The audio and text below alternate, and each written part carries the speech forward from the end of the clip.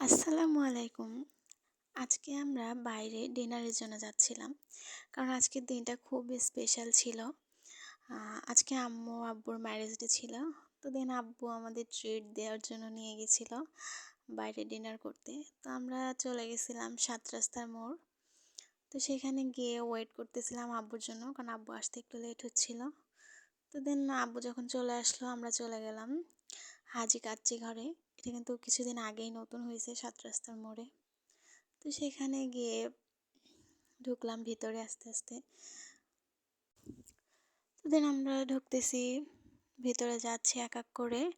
তো আপনাদের একটু দেখাই, একটু ডেকোরেশনটা খুবই ভালো লাগছিল আমার কাছে। তো আমরা ভিতরে চলে গেছিলাম, গিয়ে বসলাম।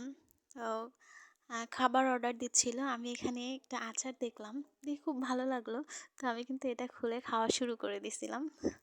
তো যাই হোক, আমাদের খাবার কিন্তু এর মধ্যে চলে আসছে। আমরা ৫ জন ছিলাম, তাই ৫ জনের একটা প্যাকেজ নিয়েছিলাম।